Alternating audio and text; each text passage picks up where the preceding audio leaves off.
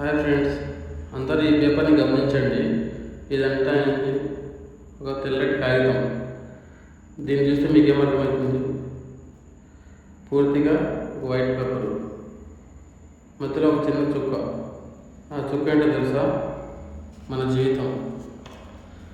ప్రతి ఒక్క వ్యక్తి ఉన్న సమస్యల్లో నేను మంచిగా లేను, వాడు అది చేస్తుండు ఇది చేస్తుండు అని ఆలోచిస్తారే తప్ప, ఏదో ఒక మనిషి ఏదో చిన్న మిస్టేక్ చేస్తాడు అంతే.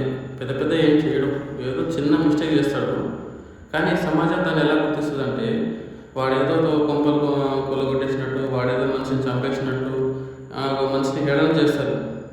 ఏదైనా సాధిస్తామని ముందుకెళ్ళిన వ్యక్తిని కూడా వీళ్ళు వెనక్కి గుంజేస్తారు. ఉన్న ఒక మచ్చని ఎందుకు చూస్తారు? దాని వెనకాల ఉన్న ఒక మంచి ప్రపంచాన్ని ఎందుకు చూడరు? ఎగ్జాంపుల్, ఆ పేపర్లో తెల్లటి ప్రపంచం చాలా ఉన్నది, కానీ అక్కడ ఉన్నది ఒకటే మచ్చ. ఆ మచ్చని తొలగిస్తే మిగతా ఒక చుట్టూ ఉన్నది ఒక తెల్లటి ప్రపంచమే కదా. ఆ తెల్లటి ప్రపంచంలో ఎన్నో అద్భుతాలు చేయగలరు కదా. ఆ తెల్లటి ప్రపంచం కోసం మనం సపోర్ట్ చేయొచ్చు కదా. అదెందుకు మనం మర్చిపోతాం మనం?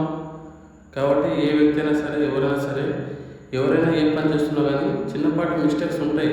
ఆ మిస్టేక్ని పక్కన తోసేసి నువ్వు చేయగలవు, నువ్వు ఏదైనా చేయగలవు, నీ మీద నమ్మకం ఉందని చెప్పేసి ఎవరైతే మనం అందరం సపోర్ట్ చేస్తే కనుక ఏ వ్యక్తి అయినా సరే ముందుకు సాగుతాడు, ఏదైనా సాధించగలడు.